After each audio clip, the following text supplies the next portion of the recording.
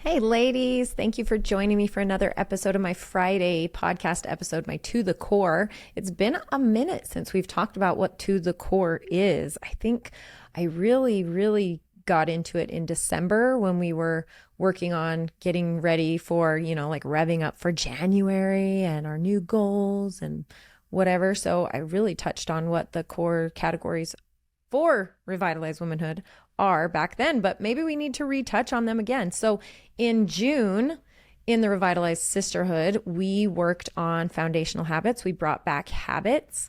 And of course, that's so important. It's so important that just goes on and on and on. But we do start to let things slide and slip, right? Life happens and we're like, oh, I'm getting into some bad habits. So maybe I need to check myself again, right? That's kind of why we do the 90-day goal setting, is so that, and we do check ourselves at the 30-day mark and at the 60-day mark to make sure that everything is going according to plan and the tracking is working and we're actually making some headway in achieving our goals, right? So anyway, so we were talking about habits, and I created this bingo card. And the members, myself and the members, we all, if you're interested in this tool, let me know. Reach out to me, shoot me a DM on Instagram, or come join us in the Facebook group, the Revitalized Womanhood Facebook group. And I will get you that bingo card. It's really been fun. It's been super fun. So basically everybody filled out their own card. I put a few in there so that kind of got the ball rolling. But I mean, obviously, if you have a big goal that you're working on or a big habit that you want to break or something, you're going to fill it in appropriately for yourself for that. But I think the common thread throughout the sisterhood, the Revitalized Sisterhood, was kind of feeling like we needed to do a balance between beliefs, bonds, body, and biz, which are our 4 core categories, right? Your beliefs are anything having to do with your beliefs, right? Your spirituality, your emotions, your self-care, self-love that's not related to your body, like working on limiting beliefs, working on journaling, working on manifestation, working on, it's really interesting. I'll get into what mine, I wanted to have mine here, but I last minute, I'm throwing this episode out last minute because I had a guest that had to cancel. And so I'm like, oh, perfect. I'll record an episode. So I wanted to have my bingo card here, but I don't. Interestingly enough, as I was filling mine out and as I've been checking it off, I will tell you another little side tip here. When I do my week in review every Sunday, I sit down with my calendar and my planner and I look at what I got done or what I didn't get done the week before, right? And yay me, give myself a pat on the back for getting the things done I did. And then the things that didn't get done, I need to move, obviously, if they need to continue and get done. I move them to the next week. So with that, if you've been following along with me long enough, however, if you're not, you're new, hey, this is going to be great. You put in your calendar the most important things to you first, right? I prioritize my life according to my values, which my very first top priority, my top value is being a good wife, a good mother, right? My family. So I use colors. So part 2 of that is I use colors to help me determine. So blue is going to be things that are family, familial, right? So activities with the kids, date night with my husband. What else? Anyway, you get what I'm saying, right? Family events, family trips, any trips we have planned. Oh, so fun. And then anything red for me in my book is personal things, whether I have a hair appointment or a pedicure, which never happens, like once a year. But if it's in there, or a coaching, my own personal coaching, it has nothing to do with my business, right? I mean, obviously it does, but for me personally, like I love it. It fills my cup. So for me personally, so it's in red, right? Anyway, the thing that the color coordinating will do is, one, triggers your brain to see something that you can be excited about. And that way, all the black things that I have in there with the black ink is my business. That's what I do for my business. And if I see like at the light at the end of the tunnel almost, right? Like a girls trip or a girls night or a vacation with my family or something in blue. If I see red or blue, it's like, yay. If I get through and check all these things off, I can get to, yay, something fun that's going to just, right, fill me up and not just be things that are on the to-dos that need to get done, right? Anyway, the second side to that, which brings me back to my bingo cards, very interestingly enough, I wrote each of my core categories in different colors. So I did my beliefs in orange, my body in blue, my biz in black, and my beliefs, bonds, body, biz. Wait, anyway, did I do that right? Beliefs are orange, body was blue, biz was black, bonds, something. Anyway, gosh, sorry about that. Yes, they were all different colors. So we started talking about it. We've been doing this for a couple of weeks, right? And I was having a call with my leaders, my squad leaders, and I said, surprisingly enough, I can just look over there and see a lot of orange without hearts checked off on them, right? Like I do not do belief stuff. It is so interesting how unbalanced I am in my habits in my day. It's interesting. Like I can look over and all the body stuff is checked off. All the business stuff is checked off. All the bond stuff is checked off, right? I have not checked off one belief. So all the orange, it's all orange. And I'm like, wow, that is really telling for me.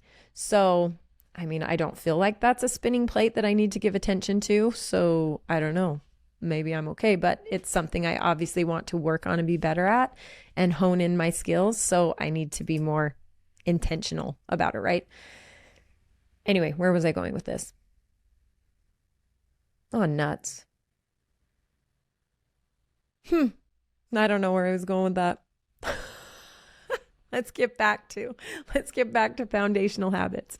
So the reason that I wanted to have habits be brought back around 6 months in is because I was starting to feel like I personally want to do something to shake it up a little bit in here in my community that actually gets us some trackable, actionable results, right? Like I want to see progress quickly and I want them to be able to track it quickly and easily because we're doing this with our 90-day goals. We're tracking it and we're watching the progress, but over 90 days, that's hard, right? Whereas if we have 1 month to just like bust out some little 1% foundational habits, right? Imagine the habits that are the roots of your daily life.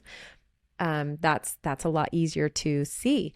So one thing that I started doing that I noticed that actually naturally started building stackable habits on top of, these are like building block habits, right? Naturally, I stopped going to the gym, which is bad because the gym is one of my habits and I love it. However, I'm not taking my kids to school anymore, which my gym's over by their school, which is like 15, 20 minutes away. So I'm not doing that. And I'm kind of being lazy and not being able to get out in time, right? We're all sleeping in a little bit more. So instead, to make myself not feel like a total failure, I started walking. I started putting Locke in the stroller and walking. We live kind of on this like small-ish mountain, but it's basically an incline. It's a slow incline, but it's basically an incline. So I'm like, okay, we'll just go walking. So we started doing that for the week and got this far and then back down and no big deal. And then the next week we got this far and we'd come back down and then I'd go up again because I'm like, hey, that hill felt so good. I'm going to do it again.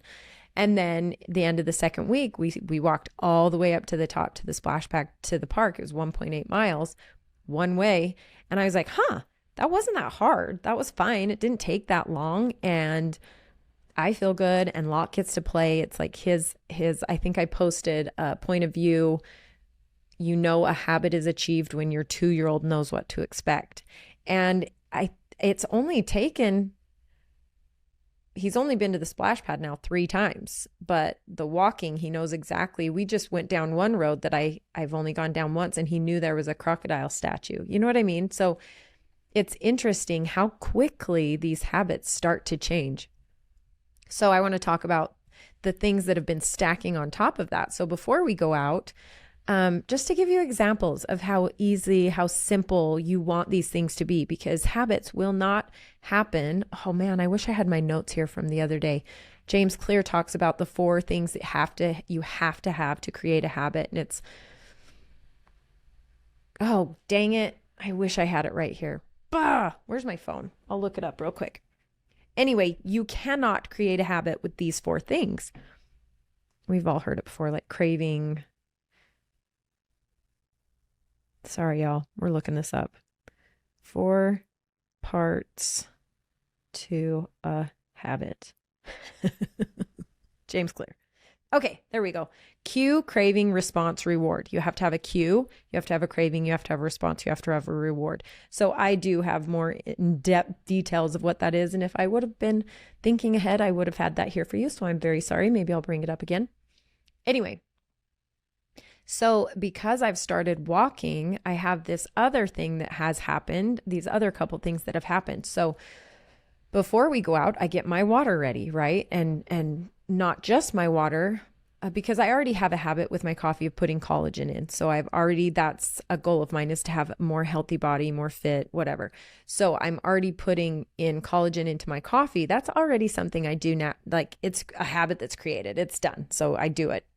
And so now with my water, I've been putting in mixers to like balance my hormones, to detoxify, to have gut health, have increased libido. I mean, whatever I'm mixing into my water, it's simple. I'm going to be drinking that water anyway. I'm taking it on my walk with me. So, I mean, I actually literally have it right here with me.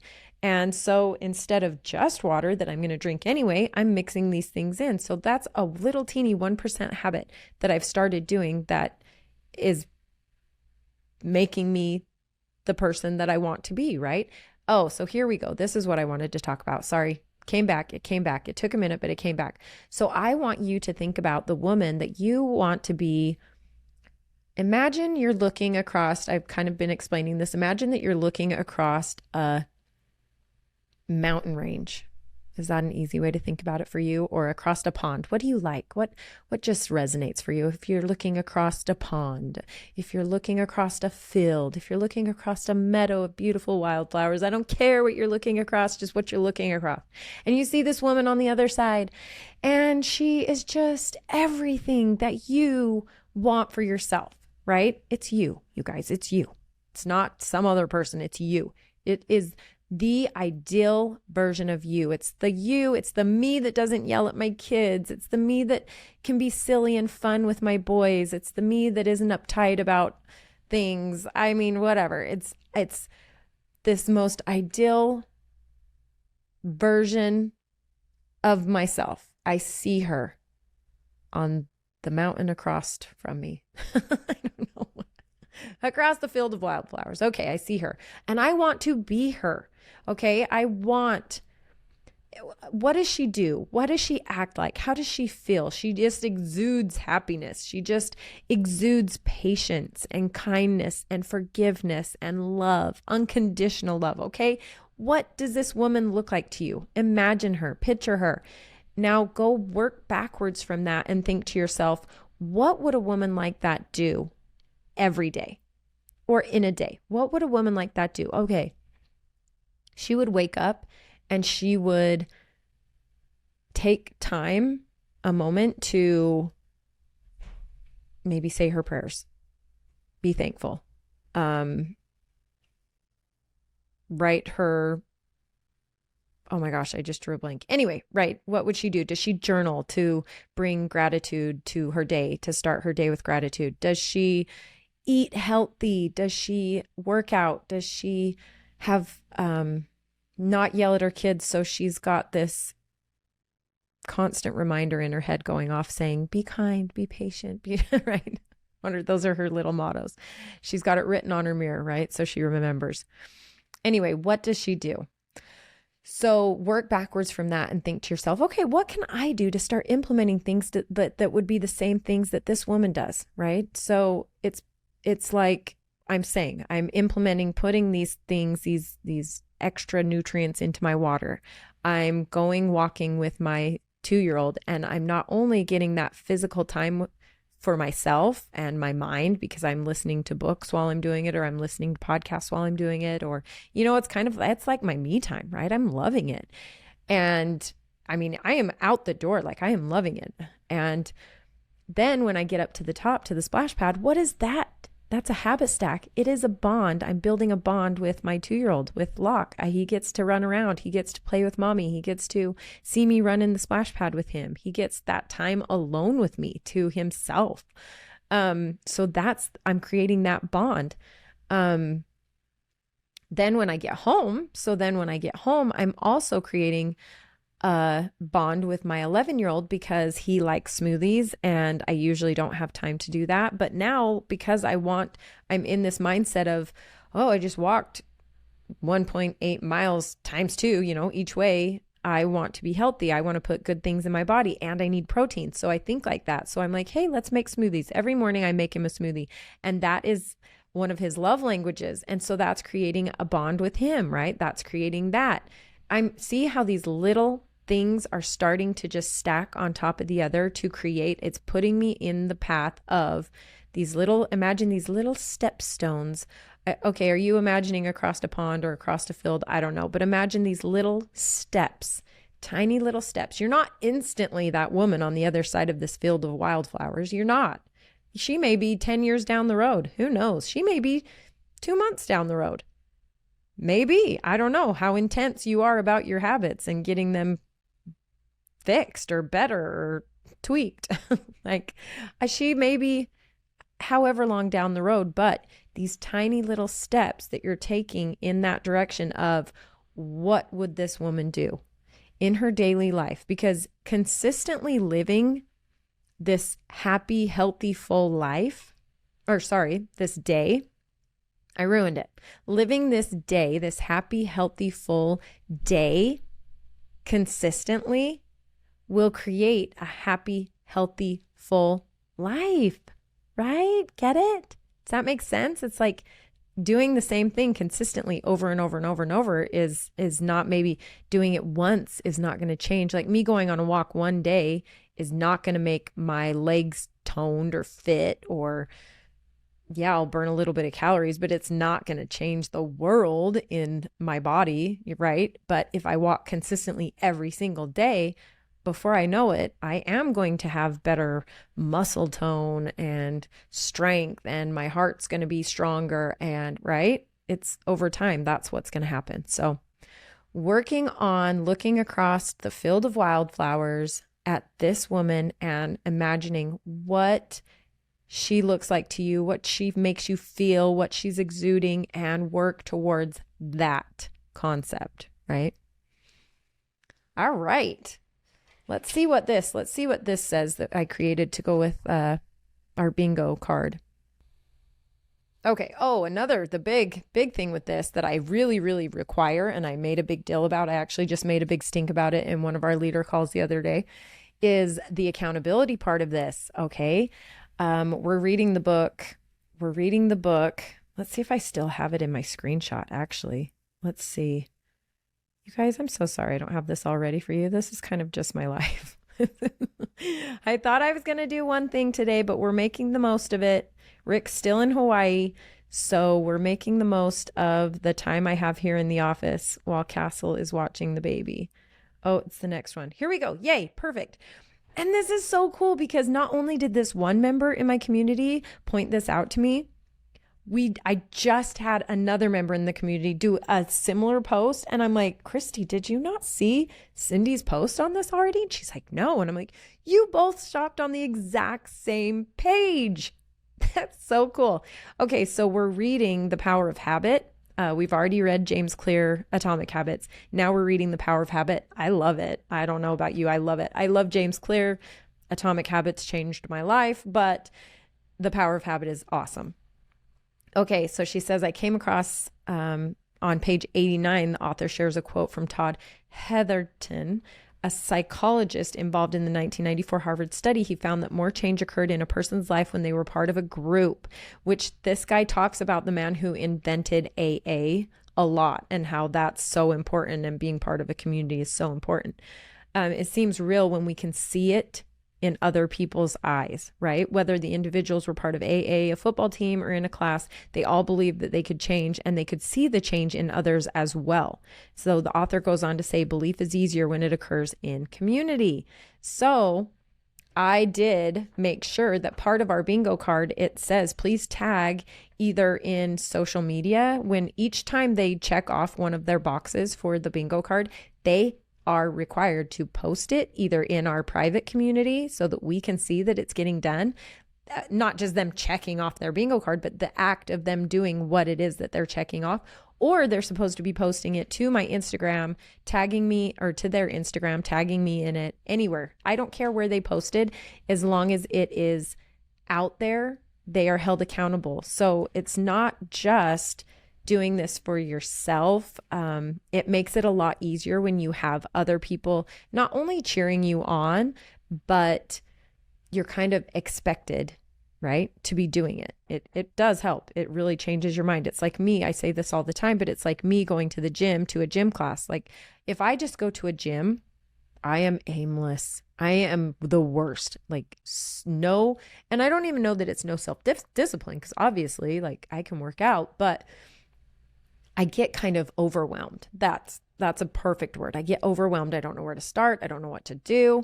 And so I'll go to a class. So if I go to a class, guess what that's doing to me? I am being held accountable now by all the other women in that class. I'm being held accountable to be there on time. I'm being held accountable. All these other women are looking at me. So I'm holding myself accountable to make sure I'm doing great. I'm going to push myself super hard, because I don't want to be the one in there that looks like I'm struggling, right? So that helps me a ton. Okay. A visual habit tracker makes goals feel more attainable. It's true. These are 1% things, you guys. So you're not putting things on here like losing 50 pounds. No, this habit is burning 200 calories. So that's the concept, right? The 1% things that move the needle 1% each day, right? Having a huge long-term goal can be intimidating, so intimidating that some people never even start. Starting with this exercise, I hope this will help you get on the right path to tracking healthier habits daily and focusing on what's most important to help you reach your 90-day goals. So yeah. I'm just reading this. This is part of our monthly topic for June. So it's part of the habit card. Like I said, if you guys are interested in that, just reach out to me. I'd be happy to give it to you. I think that's all I have to say about foundational habits, you guys. Just all it takes is seeing the woman across the wildflower field, right? And envisioning what that looks like, what she does in her daily life, what she feels. And if that's what you want, then do it. Be intentional, right? It takes being intentional and shaking yourself up to getting out of the 95% of what just happens naturally in your life, because you've built all of these random habits that you just function. 95% of everything you do is just on autopilot. So you have to shake up what you're doing and be super intentional about changing things. All right. Thank you so much. Thank you for joining me again for another episode of To the Core. And when this airs, sorry, like I said, I just had a guest cancel. So let me look at my calendar here. How many more Fridays do we have? Nope. Okay. Nope. This will be in July. So we will have just closed down open enrollment for the Revitalized Sisterhood. So it will be opening back up next quarter. So watch for us then, ladies. And until then, please join the Facebook group. If you are not part of our private Facebook group, come and join us and get having these conversations and talking to me and all the other women in here about whatever you've got going on in your life. We love it. It's all about the womanhood, right? So ladies, thank you. We'll talk soon. See you next week.